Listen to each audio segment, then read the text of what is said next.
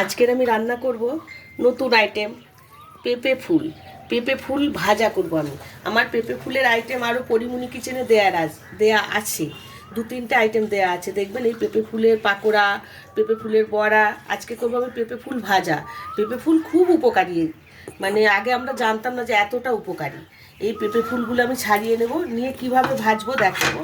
এই পেঁপে ফুলগুলো একটা একটা করে ছাড়িয়ে নেব আমি, নিয়ে এই ফুলগুলোতে ভাজতে লাগবে আমার নুন নেব, হলুদ নেব, আর নেব এই ধনে পাতা কুচানো, পেঁয়াজ কুচানো, কাঁচা লঙ্কা কুচানো, আর একটা বড় আলু কেটে নিয়েছি।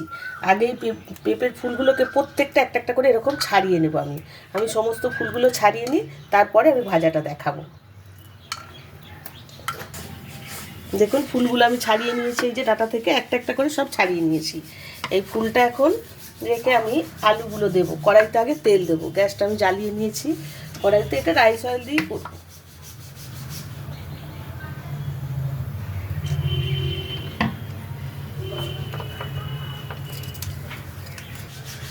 তেলটা গরম হয়ে গেছে, এখন আমি শুকনো লঙ্কা আর একটা তেজপাতা দিয়ে দিলাম, দিয়ে এই পেঁয়াজ কুচানোটা দিয়ে দিলাম।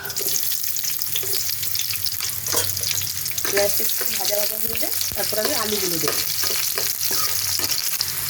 আলুগুলো দিয়ে দিলাম, একটা আলু আমি কেটে নিয়েছি মাঝারি সাইজে, সেটা আমি দিয়ে দিলাম। একটু নাড়াচাড়া করে ফুলগুলো আমি দেবো।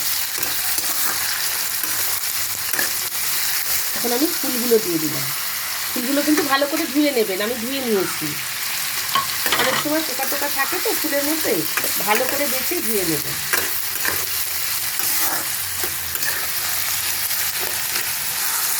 এখন আমি এই কাঁচা লঙ্কা কুচানোগুলো দিয়ে দিলাম, আর দেবো নুন। নুন কিন্তু আমি দিইনি, এই 1 চামচের মতো নুন ছড়িয়ে দিলাম, যতটা লাগে প্রয়োজন মতো নুন দেবো। আর হলুদ গুঁড়ো দেবো 1 চামচ, দিয়ে ভালো করে একটু নাড়াচাড়া করে নেব।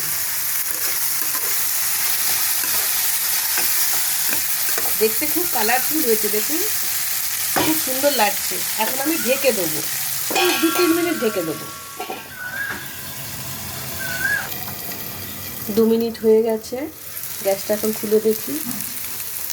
ঢাকাটা খুলে দেখলাম, একদম রেডি হয়ে গেছে। এখন আমি গ্যাসটা বন্ধ করে দিয়ে এটা আমি নামিয়ে নেব।